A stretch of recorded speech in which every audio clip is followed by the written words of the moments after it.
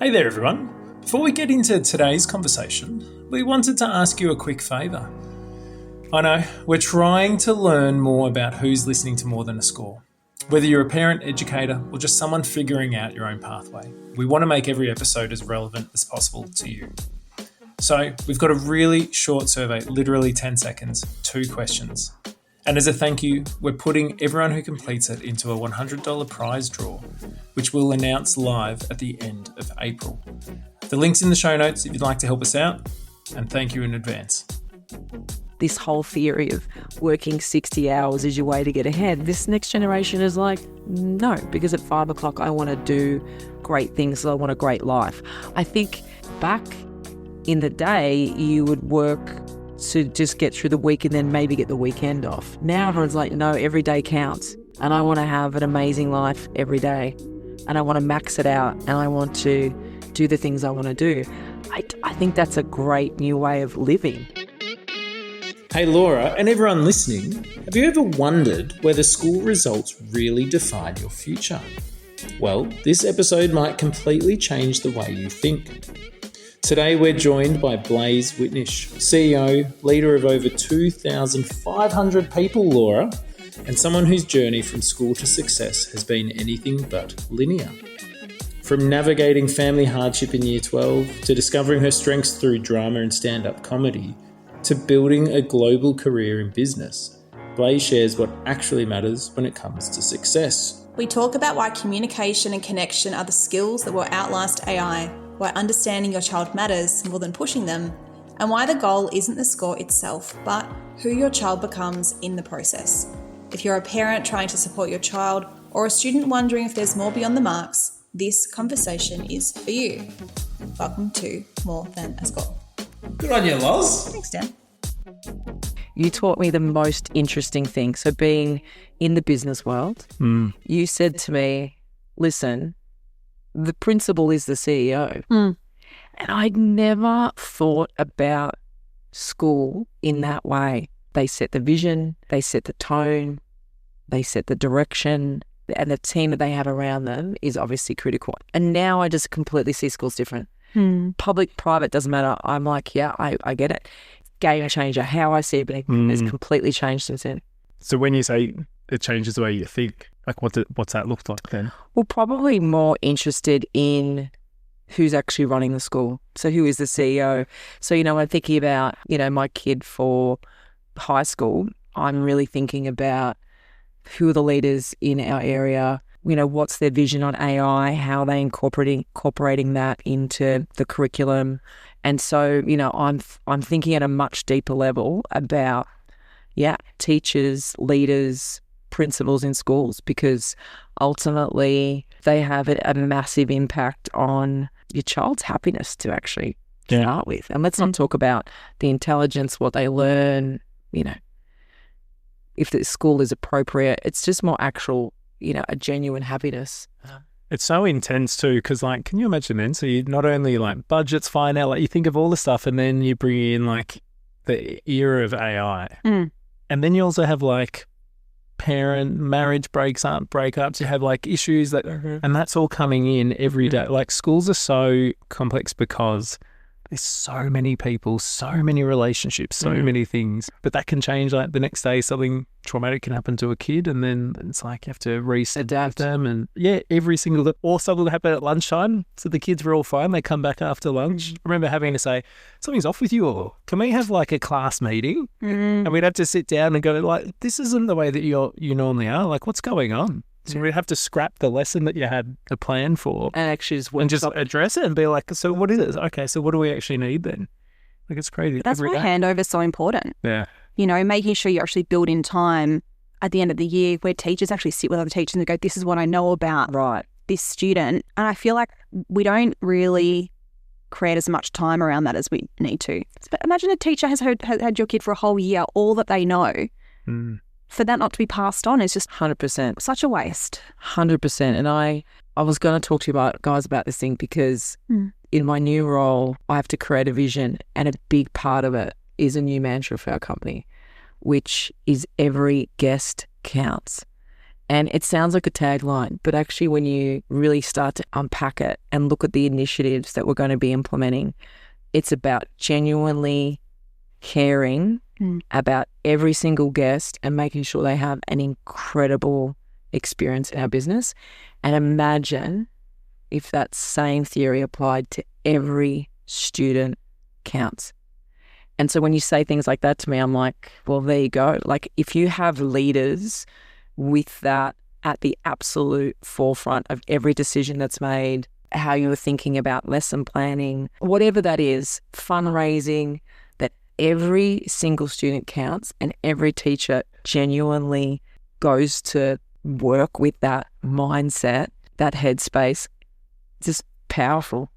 Yeah, so on the school council, we talk about, so one of the key things with that is you come on because you want to make life more beneficial for the kids in the school. So we would make that the filter. We're like, what impact will this have on the kids? If someone would have a great idea, that's great.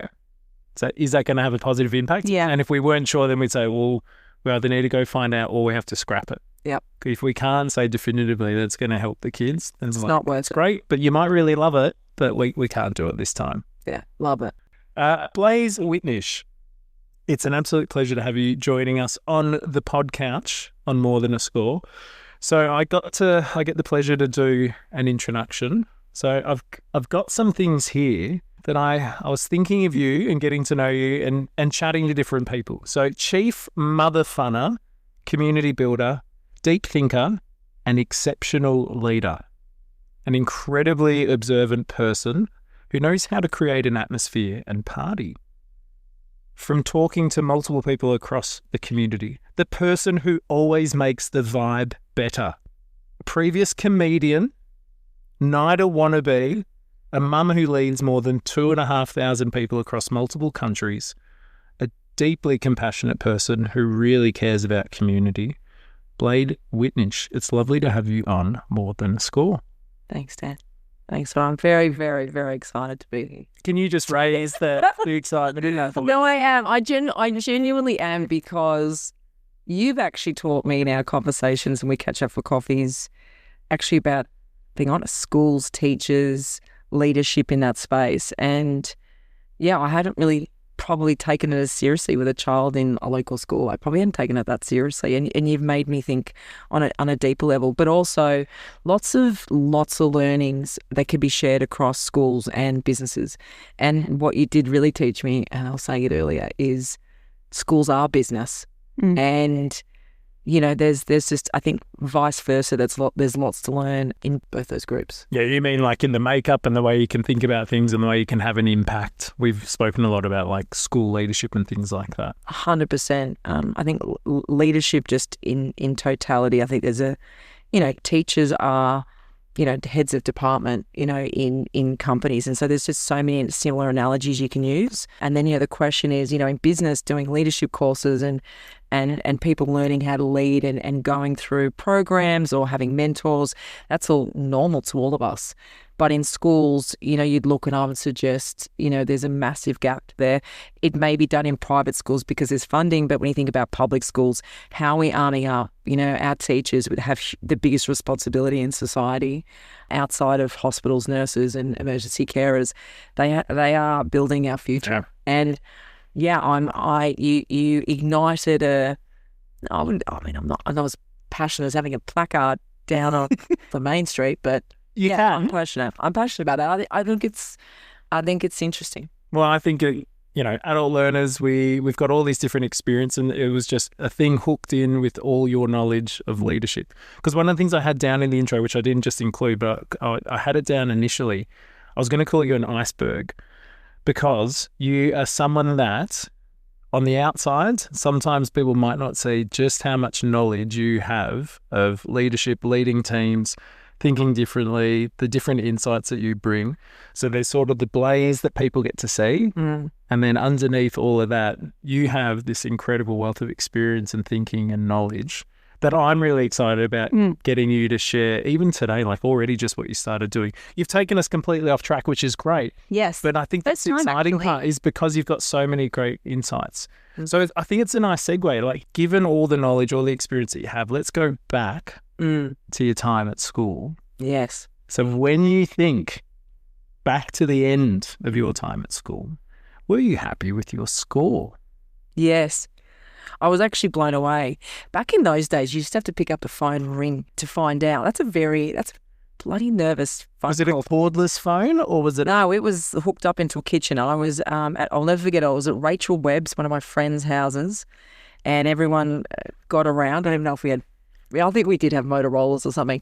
Somebody got around on the text message that they were out, and everyone ran to the payphone or whatever phone they had access to. And I was at her home phone and rang it, took 3 deep breaths, and I was wrapped. I got 81.3, and academia in for me did not come naturally. And so I was genuinely blown away. Why were you blown away? I genuinely didn't know where I'd land, because you understand, I think I had maybe early 70s is kind of, they always gave you a pre-sense of where you might end up. It was early 70s. And so I probably had earmarked myself around there. And then so it was a bit of a pleasant surprise. You're going to struggle to ask questions because I'll just keep talking. But I actually had an amazing year 11 and 12. And year 12 is a great story, which I'm sure you're going to ask me about. But I actually got most improved student, and I won the Eisteddfod Award for drama. And so I just had one of those belting years where, it was a special 12 months of my life. It's almost like you've done podcasts and you talk to lots of people. Talk to us about that most improved year. Yeah. When you think of the key moments that contributed to that, tell the people listening about those moments. Yeah, I think I have white line fever by nature with sports, and maybe that kicked in for school. I'm a kind of like balls out kind of person. You know, my mother told us, you get one crack at it, you only get one life. And so it was kind of like, you've got 12 months to go. And my parents went bankrupt when I was in year 11, and they gave me the choice and said, we have to move to Melbourne financially. You can either come with us to Melbourne or you'll have to board for your final year. I ended up boarding with the school captain, Johanna Thompson, which is a remarkable story in itself, because her mother had this amazing house near the school. You could literally hear the bell ring. And she was boarding university students at Charles Sturt in Albury. And she had a couple of spare rooms and said to my mum, of course, I'd grown up with Jo. I've known her since I was 3. She's elite. I think ducks of the year. One of those great people that can party and really smart, those really annoying people. Really great socially, like they're the full package. Uh-huh. And I ended up living with them for 12 months. And her mother was not pushy, but she had you had to study 2 hours a night. And you could either do it before Home and Away or after Home and Away. And so we had a ritual watching Home and Away as a house unit, all the boarders and everyone. We'd watch Home and Away together, but you must do 2 hours before or after as your choice. And everything else you can just do as you kind of please. You just said you got to bunk with this. What was the person's name? Johanna Thompson. Johanna Thompson. Big shout out to you, Johanna. We'd love to hear from you. But so what? You literally lit up when you just said her name and that you said she had this ability to party but also study and do all these things. What did you take and learn from her? None of her intelligence. She was a different studier. She would study, but she was better at 10 p.m. to 2 a.m. And it's really interesting. So her brain, so she never did the pre and post, but her mum would make sure, like she knew she was studying. And she was just a very gifted, different brain, but she always studied. Brilliant reader. I mean, she she speaks French fluent and Italian. She's the president of Doctors Without Borders. I mean, she lives in France. If you talk about a little town called Albury, and probably one of the greatest people to come out of that town, she'd be up there. So you can imagine having the opportunity to live with them in your final year of 12. Studying rubs off when you don't get anything for free, even when you're that smart. And I think just being in that household of quite a lot of structure, and it just genuinely helped. She would never yell, Jules, her mum. She was a great character, but there was an expectation. But when you got your marks back, she would know before I got home what my score was. Yeah. She'd already spoken to 2 kids down at so I'd rock in from school when you're 12 and she'd be like, got 3rd in the maths test. And I'd be like, how do you even know that? Yeah. So she celebrated those wins. And so like any kid, when you're celebrated and given the accolades, it's natural self-esteem builders. And so you want to do more of it. There's something I want to connect to with what you just said. This is what I used to do with my year 12s. When they first started, I would get like a study timetable out for them, and I would get them first forward to block out all the non-negotiables. So whether that's school, work, whatever. But the next thing I got them to block out was their wins or the things they look forward to, like for you, it was home and away. Block out the things that you look forward to. It's super important. And then you work out what you said before, when are you best on? Mm-hmm. Are you a morning person? I would struggle from like 2 p.m. to 5, and as a teacher, probably not amazing because my last few periods I'm like, but I would switch back on at about 7 p.m. Mm-hmm. So most of my really like brain work was always done after 7. But it's funny how people give you the timetable that they think, but actually work out how you work best, and then also structure tasks based on where you know your brain's going to be. 100%. So that, you know, like, what did you say, 10 till 2 was when she worked really 10 well? 10 p.m. till 2 a.m. She'd still have to get up for school, but she'd get up 20 minutes before that bell rang. Yeah. So she'd sleep in till like So she 8:30. She'd stuff her Wheat Bix in her mouth and she'd get to school on time. But she just had a very different way of operating, and it worked for her. Yeah. And I think that's really important because also you have these kids that feel guilty because they're not studying. It's like, no, but if you actually are doing what you need at the time, Right. at the time that works for you, but also if you're sitting there going, I need to do something, well, maybe those are the times that you listen to a podcast about your subject instead of doing that really like brain work, because your brain's not in it.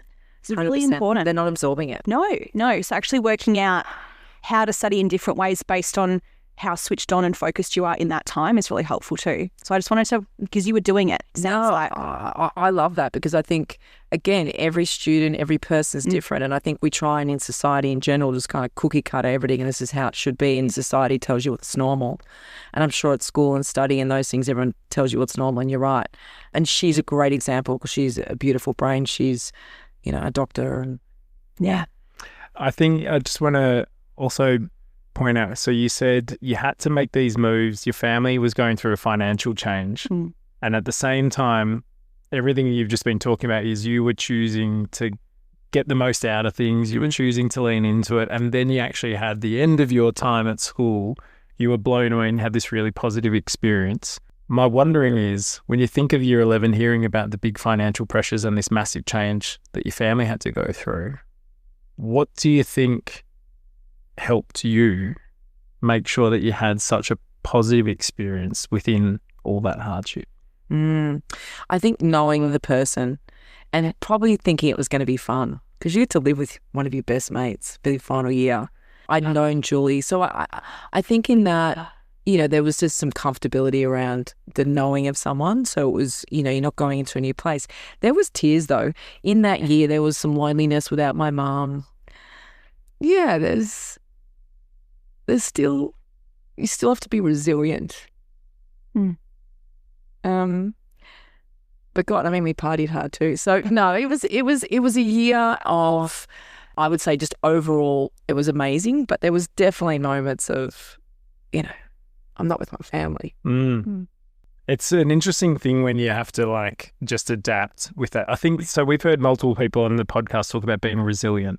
So listening to you, a thing that helped you, this is me checking that I was listening properly, is so having people that you know and trust around you helped you be more resilient.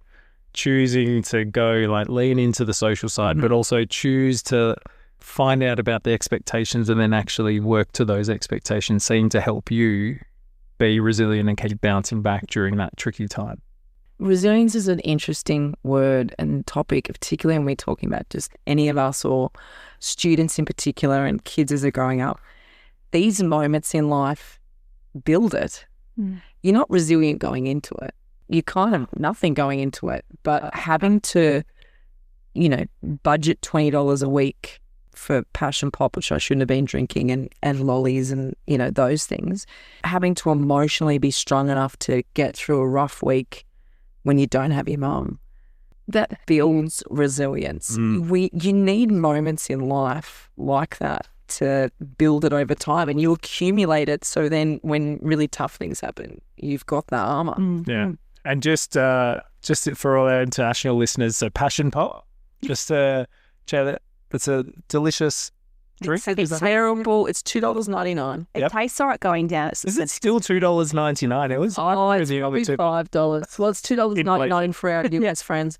It's disgusting, but it's drinkable. It's sweet. It's really sweet, isn't it? Yeah. All right, so you've got all this happening. You're boarding. You're in year 12. Yeah. Talk to us about It was a great year. the man with a great name. Am I right, Mr. Love? Yeah, he's not here with us anymore. Okay, so talk to us about Mr. Love. So he pushed you in doing stand-up. He got fired, actually, as a teacher for, and this might be, well, we knew this podcast wasn't going to be straight down the line. Yeah. No, I think he actually either pushed a kid or something, but he would have been tormented. I say that. I don't know the facts. I can change my question because I used the word he pushed you into stand-up. So let's maybe change it. So he guided you and encouraged you into stand-up. I was interested. What did that unlock in you? Yeah, I mean, he was an amazing man. You're in Albury in 1995, 96. This is not today. There's no, theatre and drama. I mean, in Albury, if you're anywhere in any country, a small town of 40,000 people, sport is the king.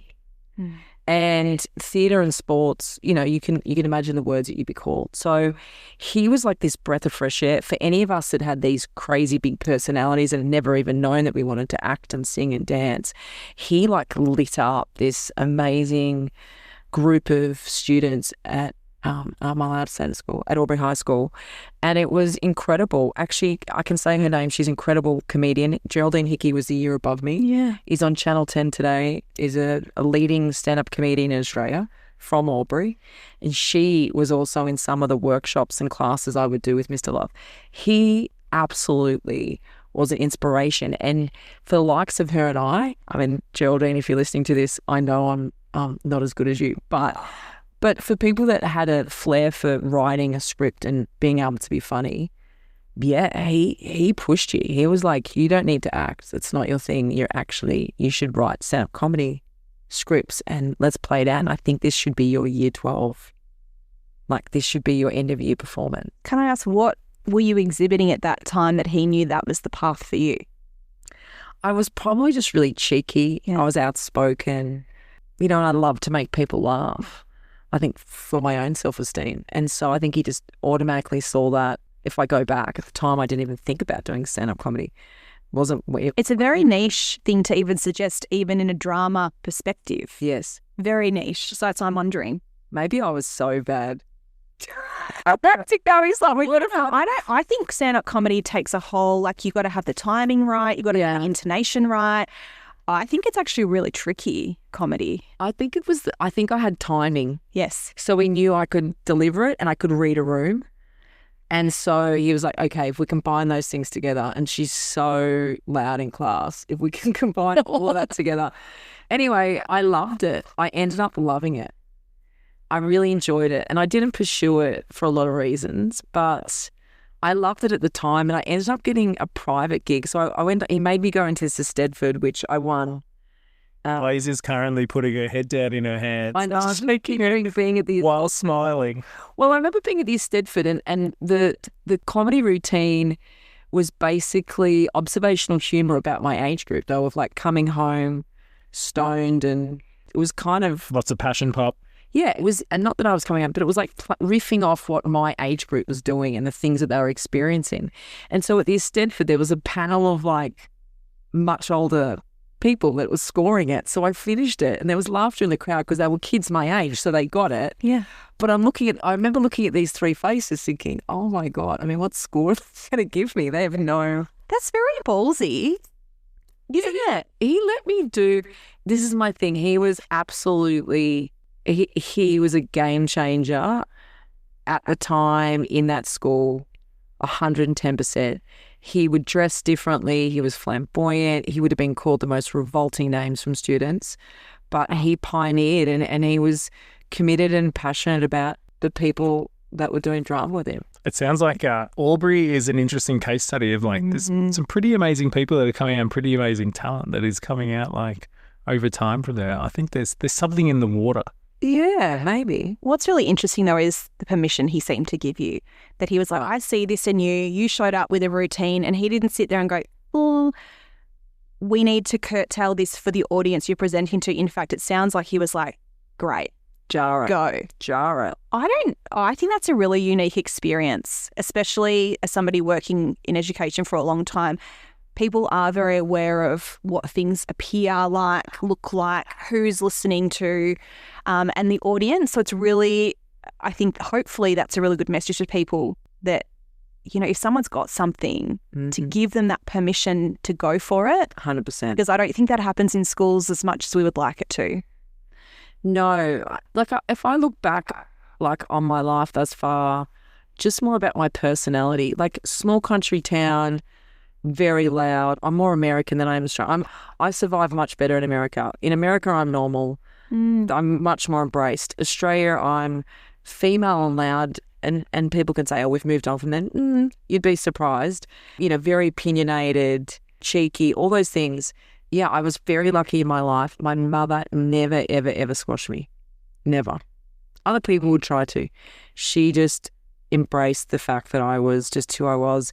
And it was teachers like Mr. Love who, yeah, on my journey definitely didn't try and diminish that. They allowed it and let it breathe. Yeah. So I'm probably very blessed and lucky because I probably wouldn't have had the life and career I've had now. Yeah. If you could use your writing skills to like write a little go-to course for people to do like what your mum did, which is to not quash you. So what would you make sure you'd include in that so that people could make sure that they really see their kids, they build them up and they actually notice them for who they are? Honestly, I think getting kids and parents to do, and it doesn't have to be Myers-Briggs, we've done strength finders at work, you need to understand the personalities and the complexities of yourself and then of each child. And I often say, even for kids that are like in their 20s that come to work and say to me, Blaise, like, what shall I want to be a GM, I want to be a manager, I want to do this. And I say to them, just make up a name, Lucy, I get it. Where your natural skill is, what comes naturally to you that you love, you hate hard conversations. You run. It doesn't mean you can't learn them, but if it doesn't come naturally, that will be difficult. So what I'm trying to say is understanding actually the natural personality characteristics of you as a person first, then of each child. You'll start to understand the differences, but then you can start leaning into where some of those naturally styles, ways of operating, being a character work, and then you can lean into it. And I think you have to almost do a test like that, because sometimes you get in life, we just kind of walk past the everyday. And so you never get to really lean into it. You don't understand it. It all gets jumbled. We're so busy. And when I do get the team to do Myers-Briggs, it's so good. It's so good because I'm like, okay, I get it. I know exactly where we need to just take you and add this skill to get you to the next point. Or, my God, you really want to do that? But everything's telling us it's not naturally. Right. And I think we sometimes try and get people to move too far to the right. It's way too far to stretch. And it doesn't mean you can't stretch, but I think when you're having to stretch way too far, let's be honest, we all love doing things that we're good at. Yeah, we've got our natural preferences. We have a natural bias to things that naturally come easy to us that we're good at. And that gives us self-esteem, and then it's a natural cycle. And so I'm always like, you've got to understand. And when I was telling you about, the concept of every guest counts, every student counts, that understanding of your student, your child, your peer, your direct report, you want to have that understanding so you can best either manage, guide, mentor them. You have to have a grounding though, and I think doing the test or at least something to give you a deeper understanding. Yeah. Because sometimes it's too hard to see it just in conversational living with people. I also think it's hard at times to see it in yourself, because the things that come naturally to you, you don't actually realize are a strength because they're easy. It's usually the things that you're not so good at that you have to work for, that you're like, oh, but that effort means I'm doing something, accomplishing something. But I don't know about you, but I feel like if you're constantly putting effort into everything every day, that's a really hard existence. It is.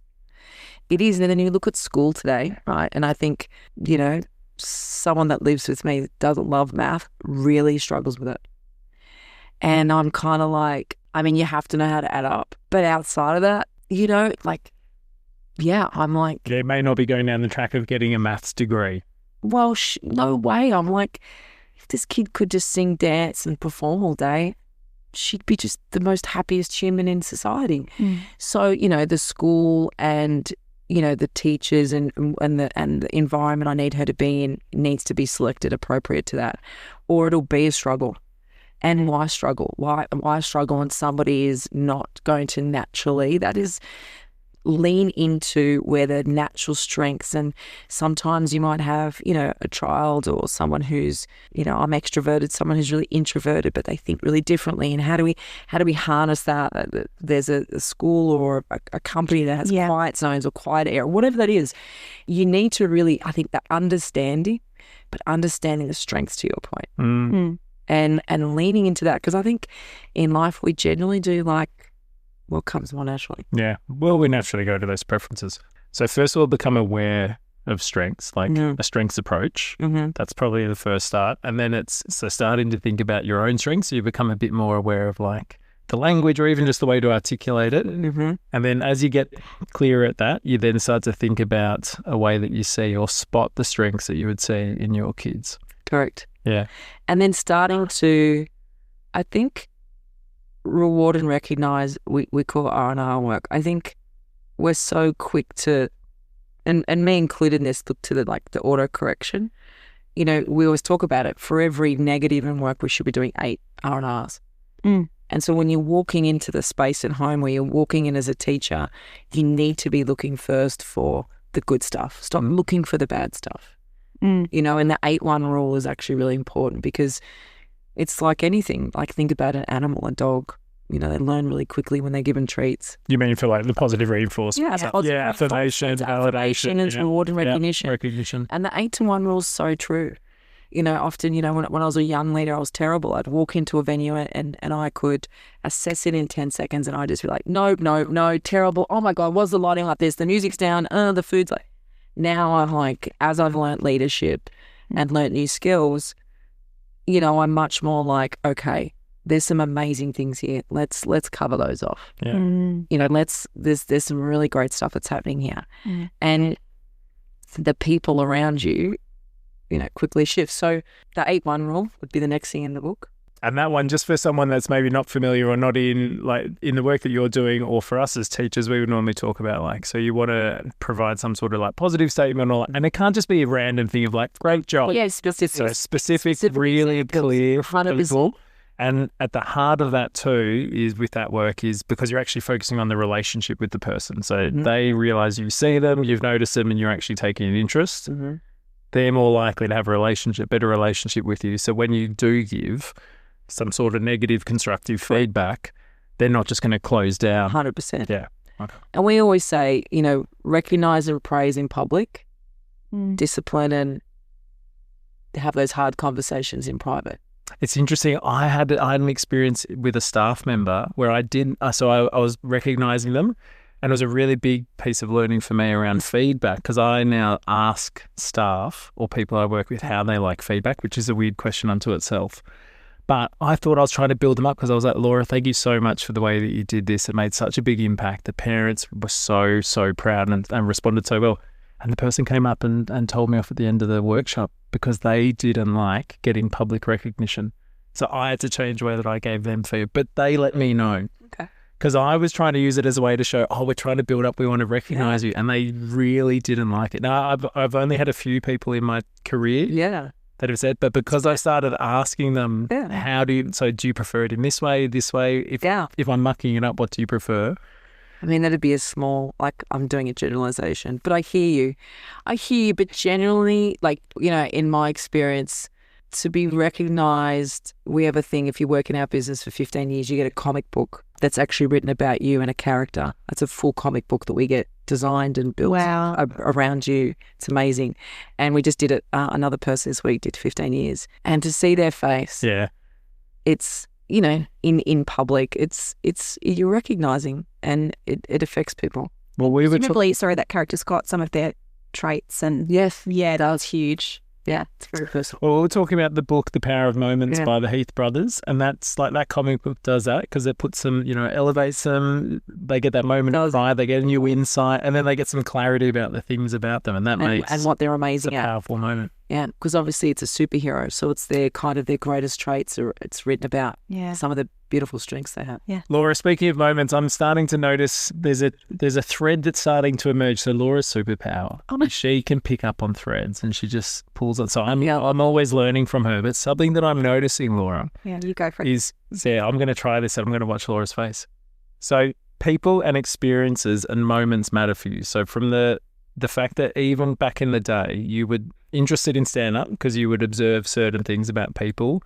Now in the work that you do, and we're going to come to your pathway from school, but you've moved through like marketing where you're really thinking about communicating. You've moved into events. You've talked about the fact that you could walk into a place and in 10 seconds assess its impact or its effectiveness. Mm-hmm. All the way through, like you talk about with your work now as CEO, it's all about people. What did you say the mantra is? It's every guest counts. And then before you were saying like so every single moment. So moments and experiences seem to be a really big thread for you. I'm interested to know, what is it about moments and experiences that matter? Like, why do they matter to you? They have the ability to transcend you. They have the ability to create a feeling, a connection to someone or something or a brand. And often a series of moments joined together. You can't sometimes even isolate the individual moment. You just, at the end of an experience or a visit or whatever that is, you have a feeling. It's a feeling. It's an intrinsic feeling of usually elevation, happiness, joy. And so I'm just completely intrigued in how, perplexed in how to keep and create new ways of doing it. I also like surprising and delighting and learning about how you do that. That's probably the joy of seeing people experiencing and having joy out of it. I really love. Do you remember the first time you had that feeling? The first time that you'd orchestrated some moment for somebody where you're like, oh, this is the feeling I want to keep having? Yes, I think probably when we launched Holy Moly is probably one of those times. And probably Sky Zone Trampoline Park in Sydney. Holy Moly, because it was just ridiculous, crazy mini golf. And it was more about the detail and the retail. So starting to write the guest journey from before you even arrive and every single detail that you will have an experience right to the end.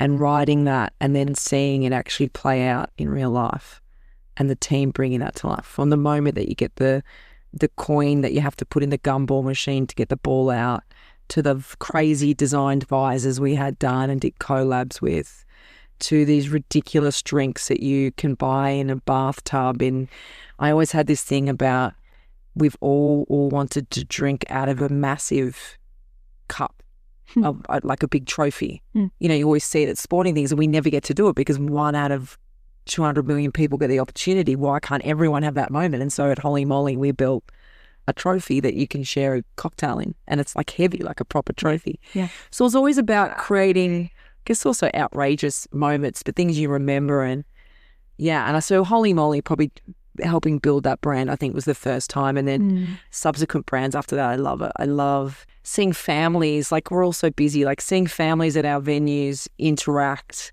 They haven't seen each other all week and laugh and giggle, and it's the best. It's, social interaction in society now is going to become so much more critical with AI now, technology as it is, and then add in AI. Everyone's starting to use, AI and bots as their new friends.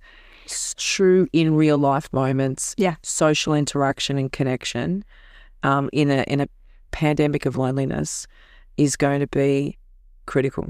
Can I circle back a little bit to year 12? I just wanted to ask about Mrs. Harris. You popped her in first and you said because she marked all my practice essays. Yeah.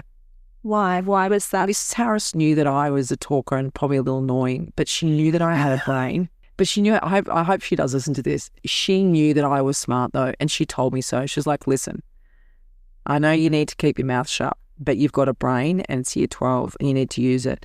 And your last essay wasn't bad.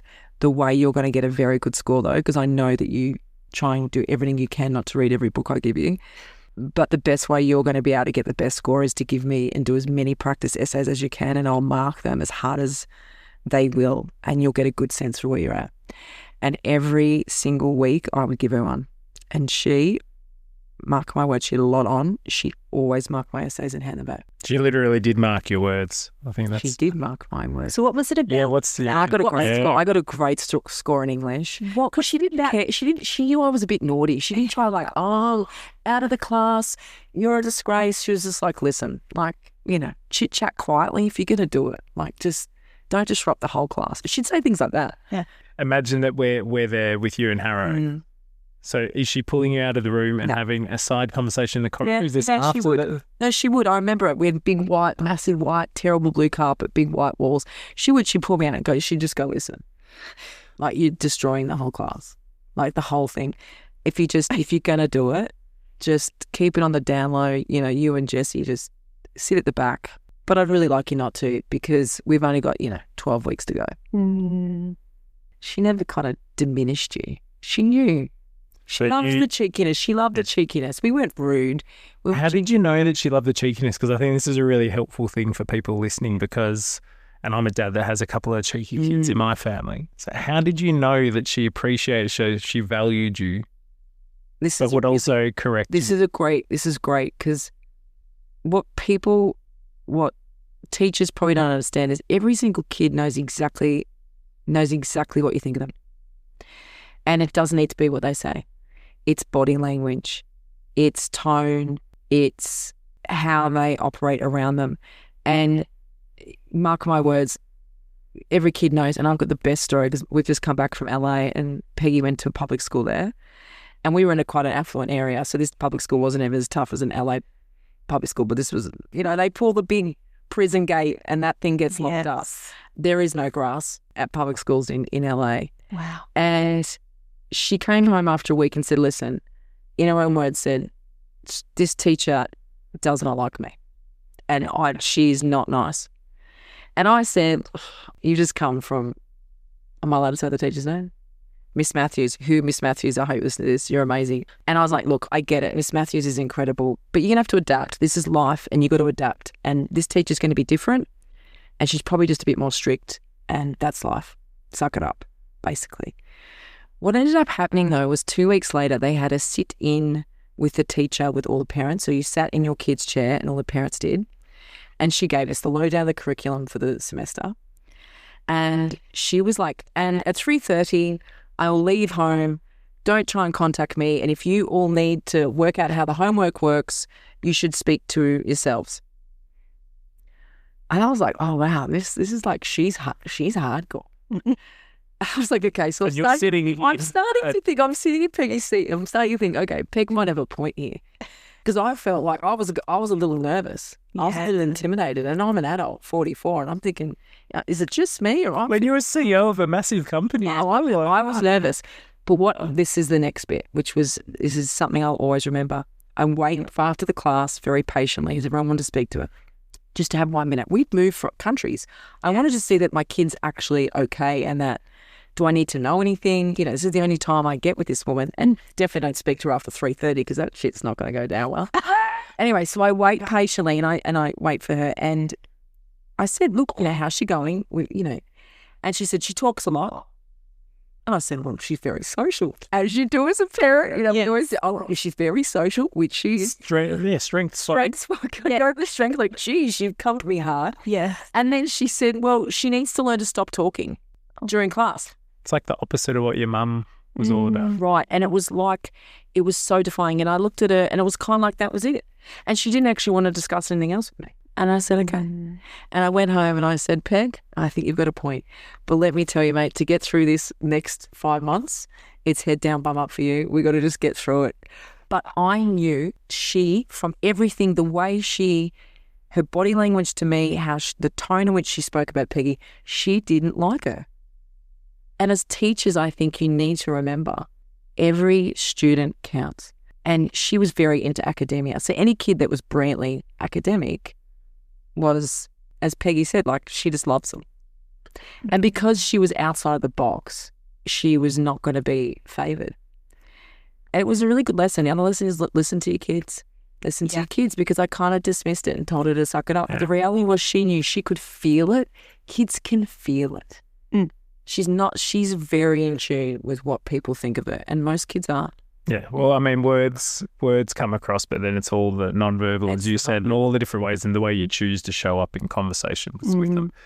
Blaise, I just want to quickly outline and summarize and check around like the pathway, because I'm really fascinated to then... I've taken us completely off piece. No, not at all. It's really great. But I thought, so I'll do a summary of your career pathway from school. And the reason why that I think it matters for especially anyone that's listening is, you started at the ground with the company that you started with Strike and Holy Moly, and where you've now moved through all the way through to now being the CEO. And I think the fact that you work with so many people, there'd be skills that you've seen in yourself that you've had to develop and learn, or strengths that you've played to that have really helped, but also all the people that you're connected to and what you notice in people.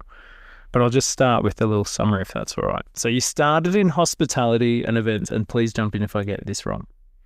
Started in hospitality and events at Crown Casino, became a marketing manager then at Strike Bowling, which was a startup at the time, in 2002. You moved over to London, again moved and followed down that track of marketing. So a marketing manager for a casino group. Then you came back home to care for your mum, who passed away a year later. You relocated to the Gold Coast and, thank you so much for this, ran schoolies.com. I remember being an ambassador for schoolies.com. I'm not surprised by that at all. Honestly, that was the craziest 5 months of my God, say goodbye.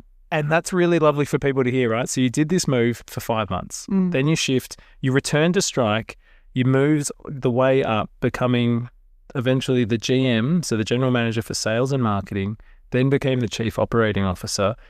And then in the last few months, you became the CEO of the organisation. So over 20 years with Strike, and now it's a global company with over 2,500 employees. The reason I'm doing that is, given your career pathway and all the experiences and your strength of spotting moments, spotting people, seeing people, what have been the most helpful skills that you've had to keep drawing upon for this incredible pathway? Communication is number one, and it's an interesting one because for any kids out there that are thinking about careers, your ability to publicly speak, connect with people, and create relationships and partnerships and those things is going to be a skill that AI can never, ever remove in real life. And the scariest part about technology, social media, etc., is that's getting removed. Kids are way less capable and able to do that. And so if there's parents or kids listening, think about that, because it's going to be the number one skill that cannot be removed with AI. Do you know what's interesting? I hear about, I'm going to say Gen Z, is the blank face. They talk about the blank face when you're speaking to people, you know, in that sort of late teens, early 20s. They don't emote when you are speaking to them.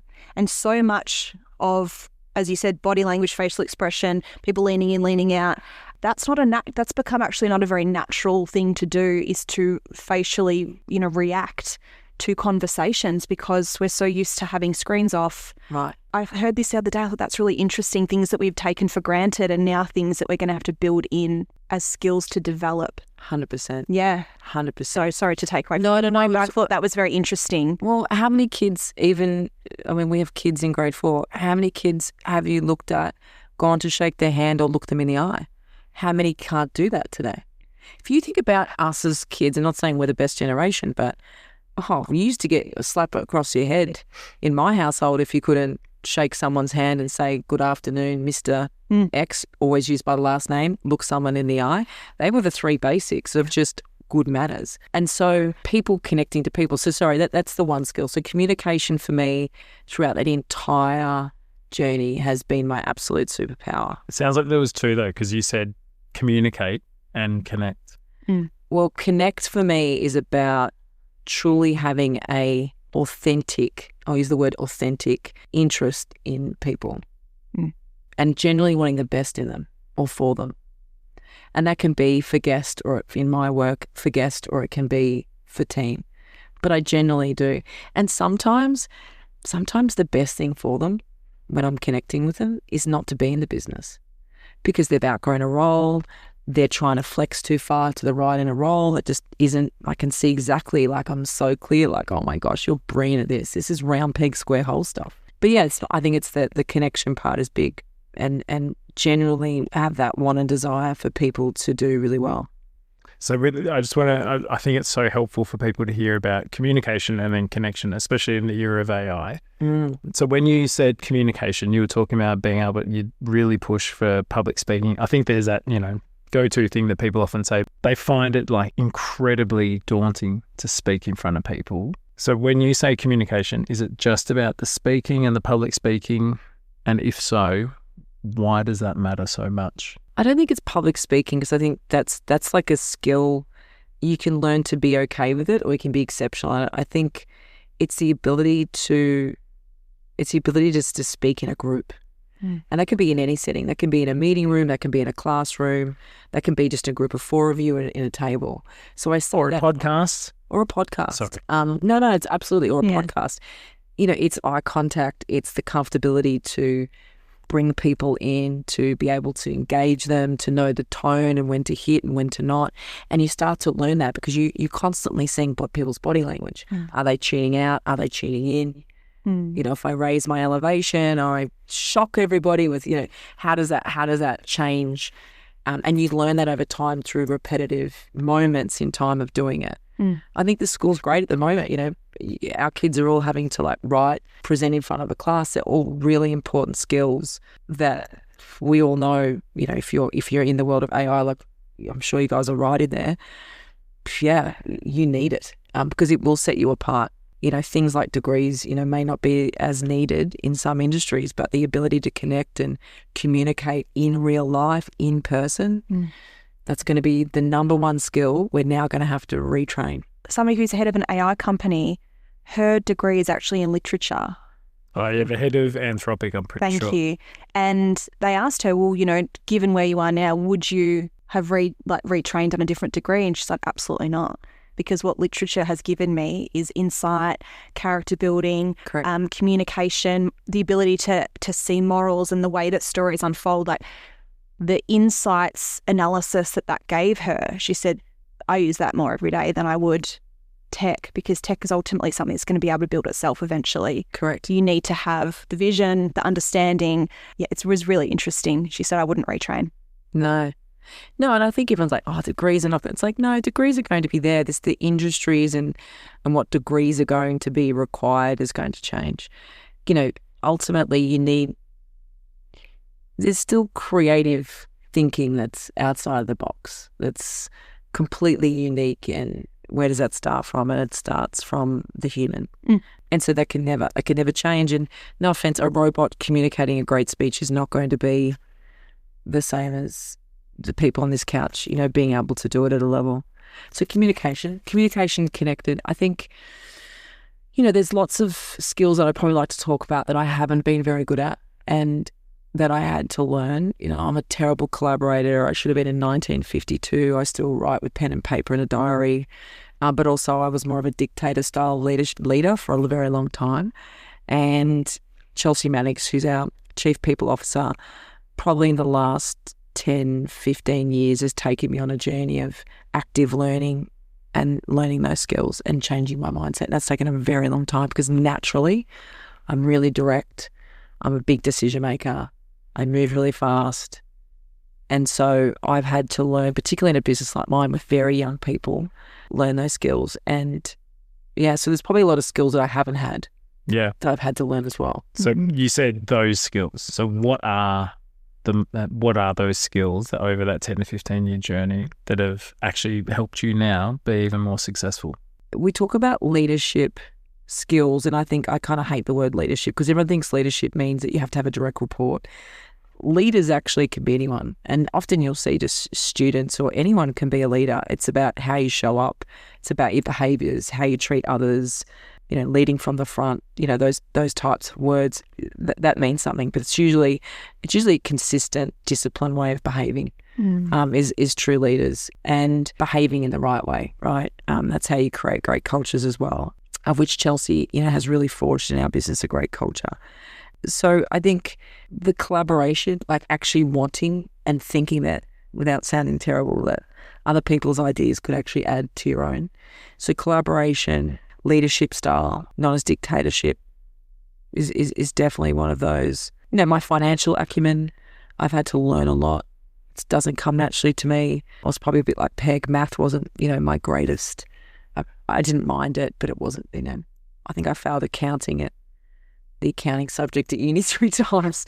I got there in the end. There's definitely been a lot of skills that I haven't had that I've had to learn. I think mainly in leadership though.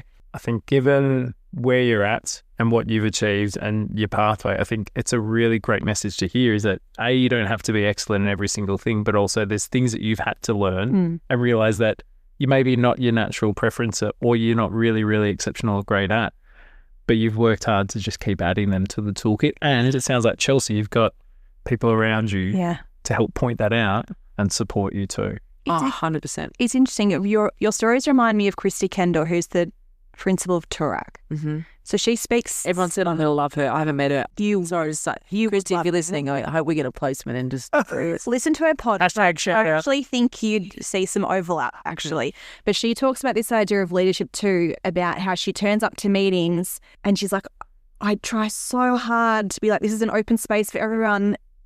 But then she's like, I've got a time crunch and I need a decision to be made. And so she's like, so I've made this PowerPoint already. And she's like, it's so difficult because she's like, I really want to be open and have this sort of communication, but it does slow processes down. I already have an idea. Like, I can just make it happen. It'd be really hard to find that balance, I think, when you're like, we've got to move. Yes. And I don't often get the balance right.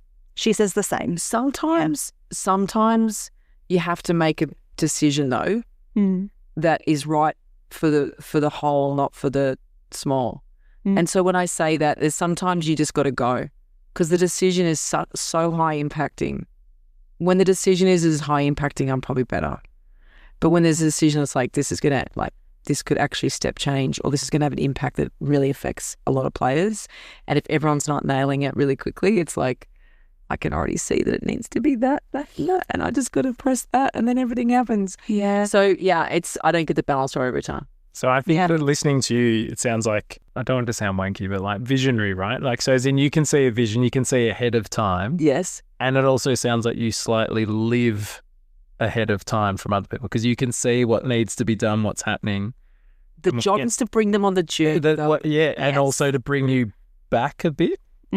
Which, I mean, I don't know if I've ever done that. That's just being honest. But at least you've got the awareness. Yeah, I mean, if Chelsea's listening to this as a CEO, she'll just be belly laughing. She's like, oh, you should work with her. Because it's just, she's like the speed of which you move. And that's the biggest thing is like slow down, bring everyone on the vision. So the art of that though, the best bit about that is if you're a great communicator, that makes it easier because even now I'm just like, here's the vision, here's this, seeding that, meet with that team. Because when I really start ramping up, everyone gets scared now, it'll be easy to implement. And so the art is actually the communication of bringing everyone on the journey and not being so ahead of the game and then ready with the PowerPoint, then banging it out and just doing it. And everyone's like, whoa, hang on a minute. That's like 2 months of like thinking. You're like, I'm already there, guys. We've got this. Do you think you've got good pattern recognition? Like you can see patterns really quickly and like that's where we're going to end up here. Like you're that kind of a person that you're like, I've done this enough times. I see the pattern coming. I already know we're going to be here. But people haven't quite seen those sorts of markers that you've already seen. Yes, 100%. I don't think I have like maybe not more on the financial, probably more on the people play of I can see where things are going and then who potentially should shift and move. I can see that usually ahead and usually from concept, like creating concepts. So it's really funny. When you do work, there's a guy called Mojo Crow. Oh, yeah. Ben Crow. Ben Crow. I've done his course. It's actually, by the way, great course if you haven't done it. It's amazing. It takes you back to your childhood and also talks about your school moments. It actually talks about key moments in your life. good, bad, and different, and it brings up a lot of emotions. Is this the idea of like the imprints, the kind of idea of like this seems like there's a bit of overlap with like Lalstone work too? Yes, there's lots of overlap. Yeah. But if anyone listening to this going, I'm going to look at that and do it, it's like if you're going to do it, just give yourself some time and emotional space. But yeah, it takes you back to really your childhood and what you get to with where your career's at. You're like, oh, this makes all sense how I got here. I was like quite creative. I am loud. I'm a big communicator. Like, okay, I'm allowed to, when I do a speech, it's like being on stage.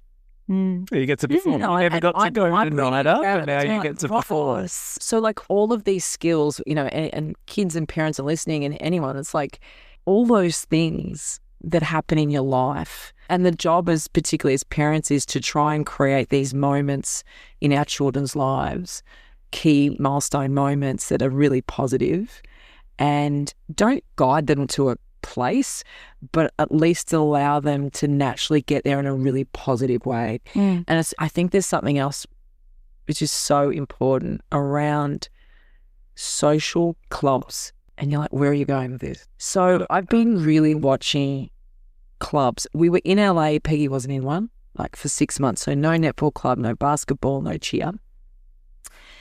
And what I think as parents we need to also understand, it's not always going to come from you. And you need to be very careful about what clubs your kids get involved in, because you want to make sure that the coaches and leaders that are around them are actually really nailing it. And I've just been watching Peggy at this basketball team. And if John's out there, she has in 3 weeks gone from basketball to can't wait to go to training. And it's leaders in community, in schools. It's just the influence is so important. But kids need clubs. They need interaction. They need another place where other mentors, other people can influence them. It can't just be, the pressure can't also be on parents, can also be in teachers. And we can't forget that third place, which is clubs. Yeah. Could be theatre clubs, could be book clubs, could be netball clubs, but the leaders also within that. And then the other part to this, I've been watching her get her confidence up and how we high-fives them on the way out, and then they're always doing a great job. It's just so positive. Like, I'm just like blown away with him. And then I'm watching her cheer with these younger women, girls, but women, they'd be early 20s, late teens, that coach these kids in how to cheer and hip-hop. And I picked up Peggy and they went, hey, Peg, just before you go, don't forget, don't be hard on yourself. You're so close to that thing. You killed that today. I don't want to hear you keep saying, like, you don't have to keep saying that, I'm sorry. They're like, you're incredible. It was the way they did it. And I was like, it can't just be us. It has to come from other places. Yes. And I just wanted to I just had this moment the last 2 weeks going, where we're putting our kids in these clubs is so also critical to those milestone moments of building their confidence. Yeah. And that would fit in with all the, we often talk about Steve Biddulph's books where he talks about different developmental stages, but he talks about that too, where the community stage, giving them access to community 100%. And you really pick carefully, the ones that you're aware of, people that have similar values, or if you're not sure if there's any red flags, well, that's a sign as well. But especially as, given that you were talking about Peggy with her age currently, they're starting to now get access to other people beyond their family. And that's really critical, especially as they go into teen years and then at different stages, because what you're trying to get them to is access to positive role models. Right. Because either way, they're going to find role models. Well, they'll search for them, especially as teenagers, because they literally want to figure out who they are outside the family unit. It's really, really important. So as much as you scream and, into the void, wanting them to listen to you, they're not facing you anymore at that stage. So you want to make sure they're facing people that you trust, that have got similar values and morals to you.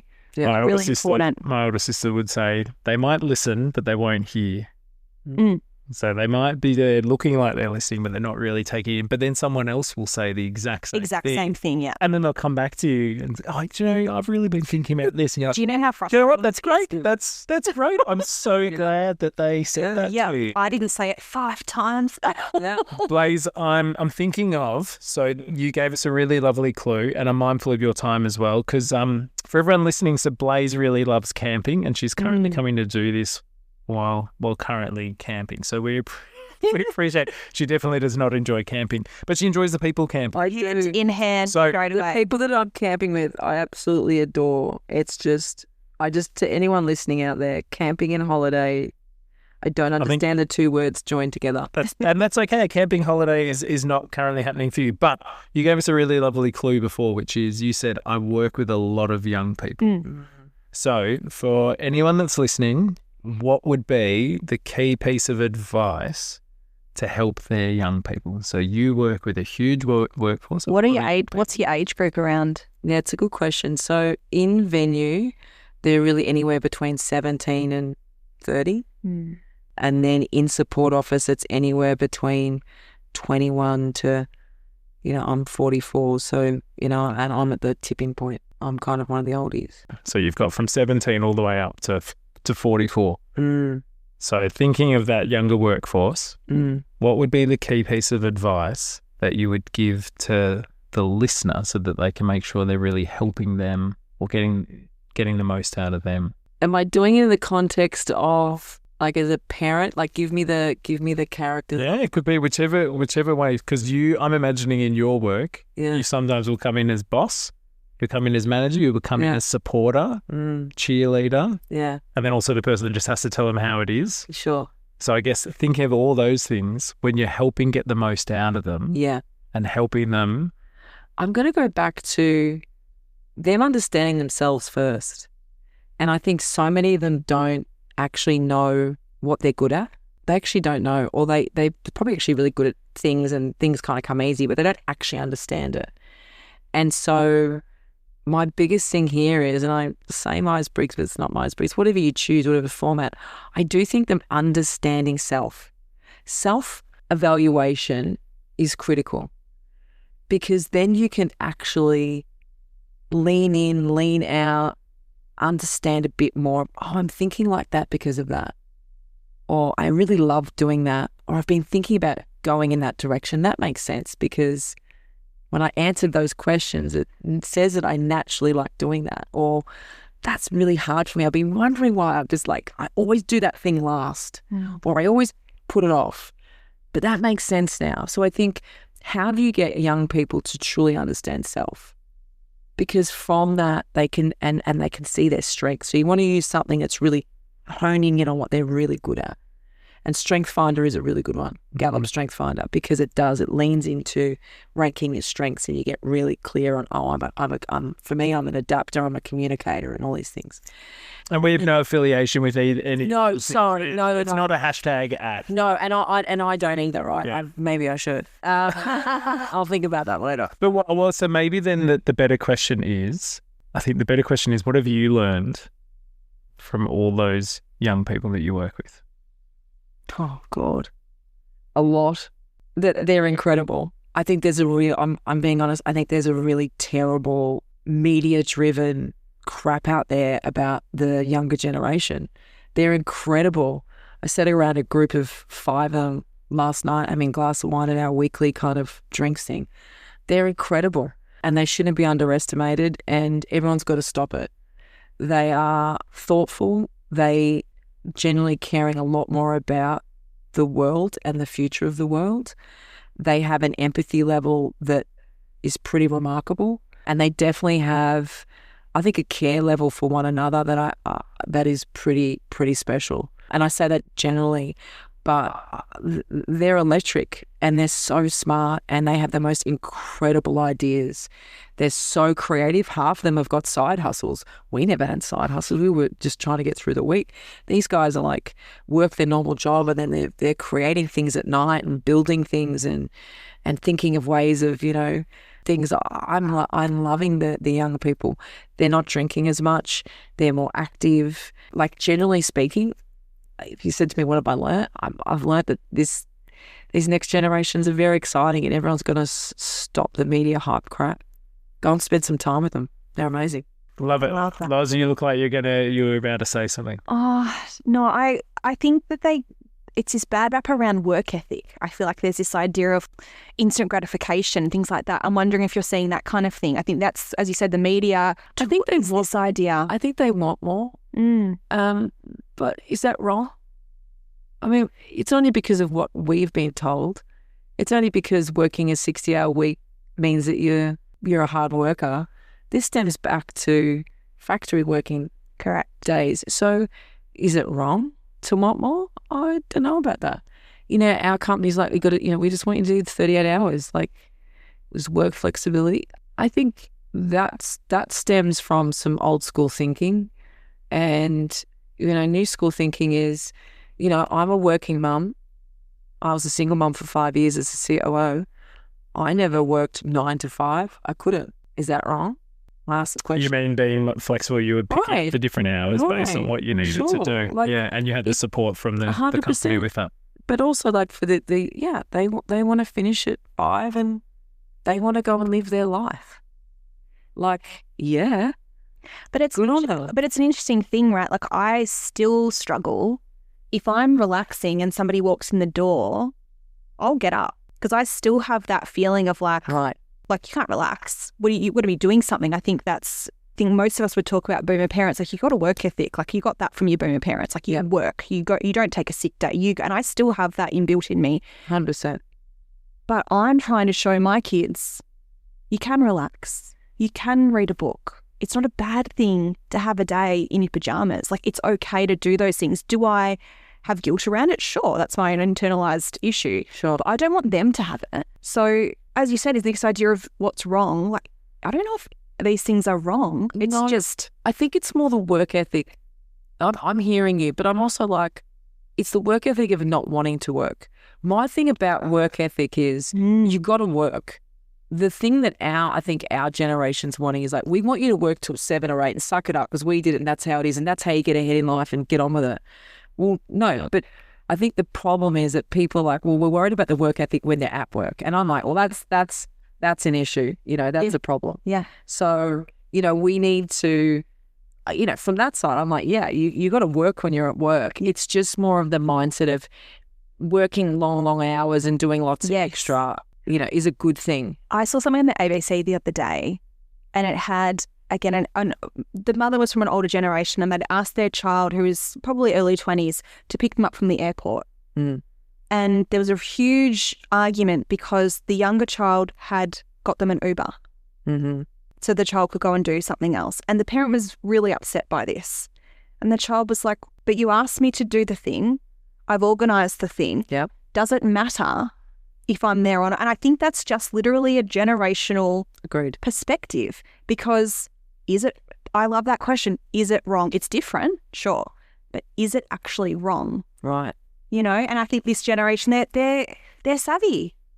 They are. They're savvy. They're brilliant. Yeah. They're so smart. And now we've got AI. I mean, they won't even be at work. They'll have an agent that does the work for them and then they'll be doing the 3 other side hustles. Anyone that's from my company, please don't. Until I've authorised it. Yeah, stay tuned for the AI policy. It's coming out. Yeah. No, but I think we need to have a little bit of grace around the fact that just because it's different. And as I said, I'm certainly looking at the things that I'm doing that I'm like, well, I don't want to pass that on. Just because I do it doesn't mean I want it to be done in the next generation either. No. I just think it's something that, this isn't wrong. No. I think like cleaning your room, having a part-time job, understanding how to do that, budgeting money. And time management is important. Time management. They're skills that we need to inbuild. There's no doubt about that. Like, let's not steer away from the work ethic of those pieces. It's just more for me, this whole theory of working 60 hours is your way to get ahead. This next generation is like, no, because at 5 o'clock I want to do great things. So I want a great life.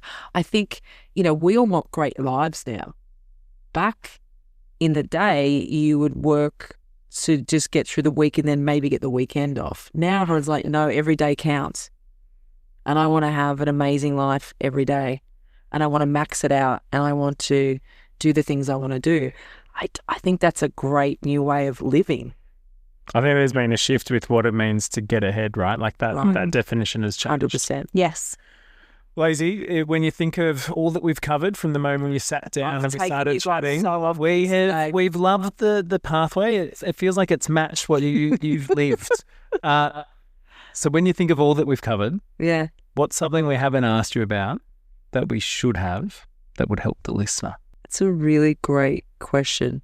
I think just delving back, the only thing is just the score.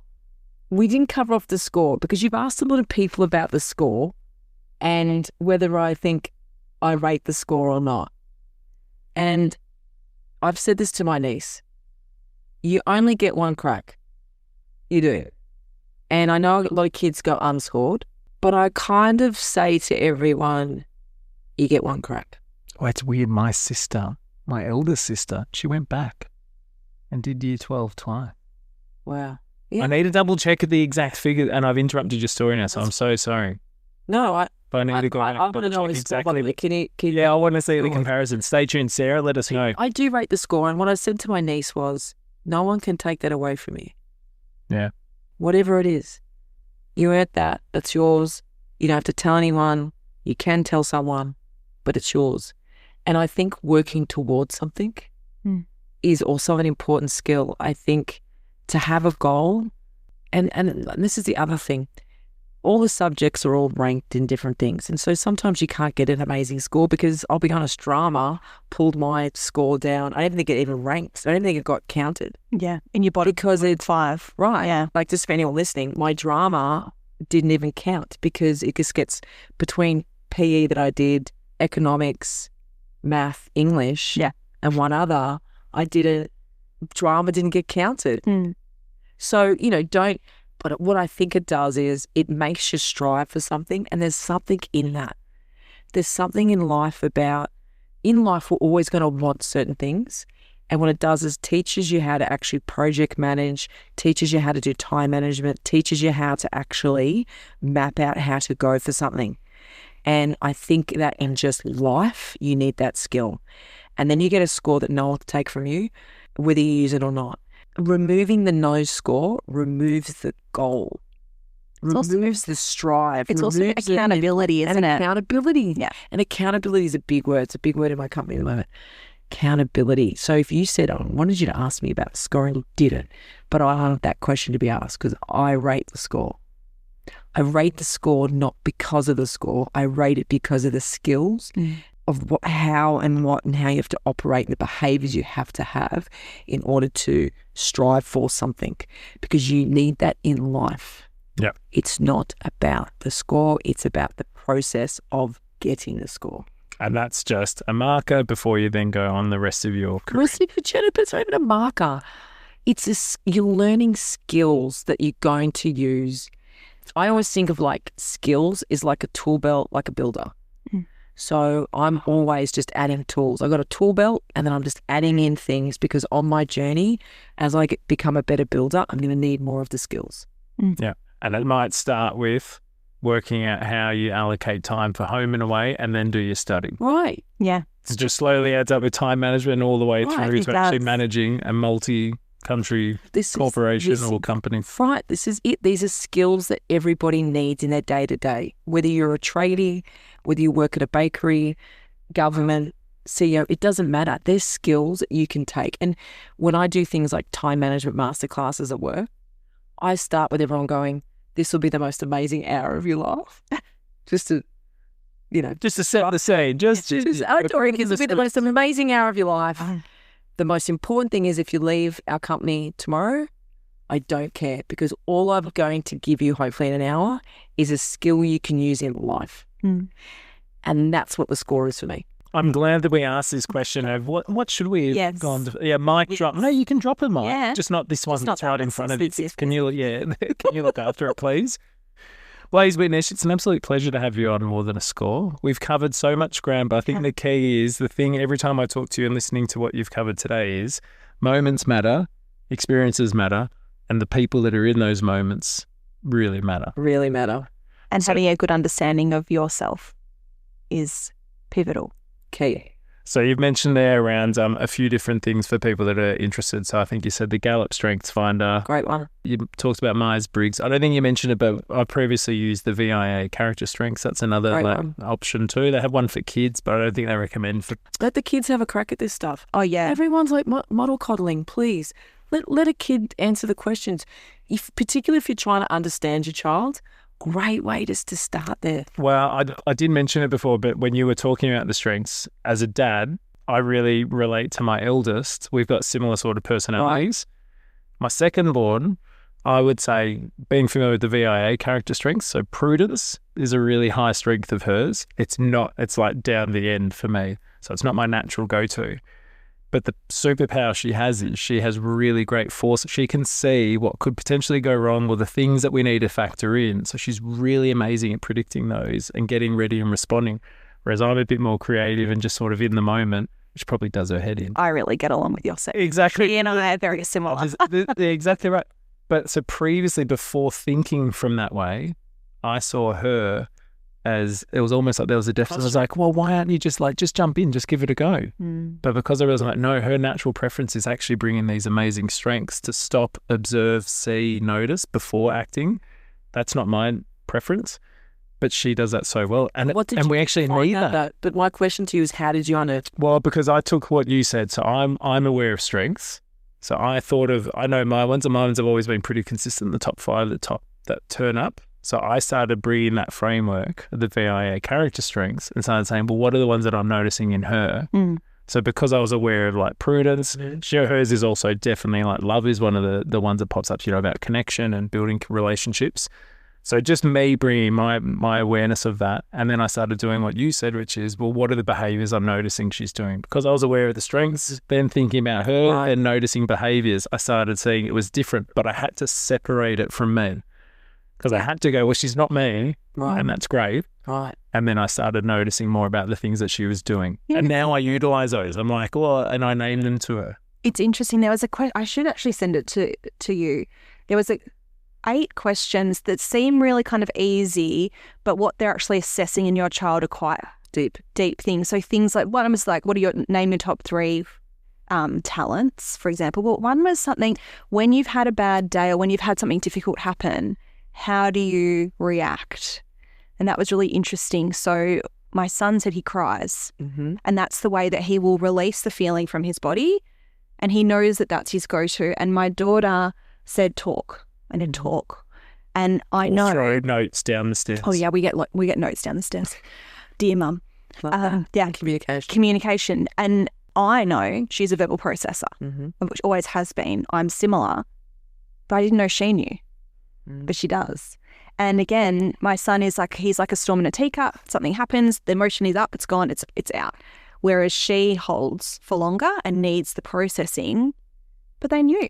They actually knew already. And there's several questions I asked him that they could answer really quickly, and it aligned with what I thought, but I just didn't think they knew. But they do. They know themselves really well at this stage. They do, and they actually sometimes know us really well, maybe sometimes too well.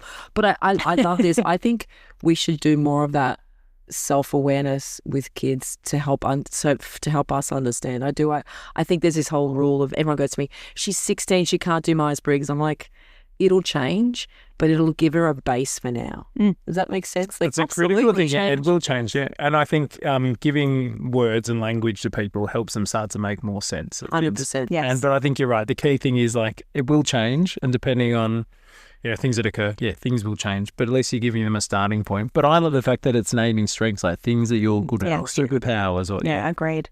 We should put some of those in the show notes if we can find them. We'll absolutely put the links in. Yeah, yes. I'll be looking at them. Yeah, great. Thank you so much for joining us on More Than a Score.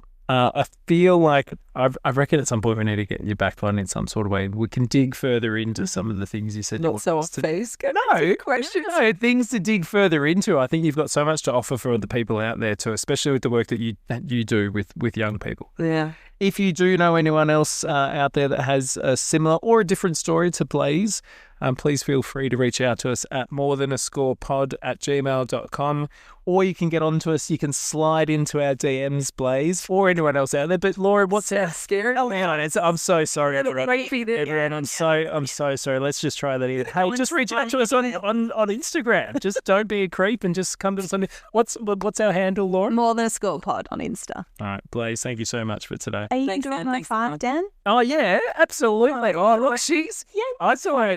Catering, competitive. Yes. Okay, all right, hold on. Let's get the microphones. All right. Okay. You ready? What's that? He's good. Yeah, he sounds really good. Crap. Okay. Get your ring off. Yeah. 1, 2, 3. Oh, that's sad.